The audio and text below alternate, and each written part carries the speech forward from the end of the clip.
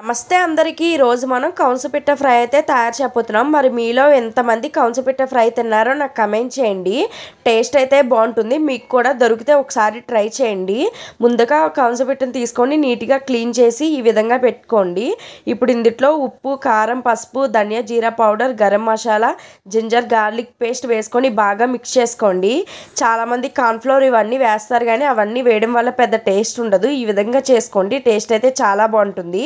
ఇలా కలిపి వీటిని ఒక హాఫ్ అన్ అవర్ ఫ్రిడ్జ్లో పెట్టుకోండి. పెట్టినప్పుడు ఉప్పు, కారం అవన్నీ ఫ్రిడ్జ్లో పెట్టడం వల్ల దానికి బాగా పడుతుంది.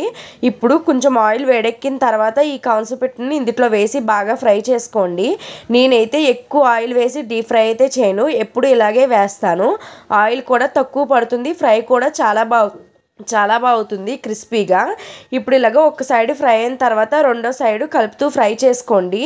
ఇది లో టు మీడియం ఫ్లేమ్లో పెట్టుకొని ఫ్రై చేసుకోండి, లేదంటే బయట మాడిపోతుంది, లోన ఫ్రై అవ్వదు. బాగా ఫ్రై చేసుకోవాలి ఇది. మరి మీలో ఎంతమందికి కౌన్సపిట్ట ఫ్రై అంటే ఇష్టమో నాకు కమెంట్ చేయండి. ఫైనల్గా మన కౌన్సపిట్ట ఫ్రై అయితే రెడీ అయిపోయింది.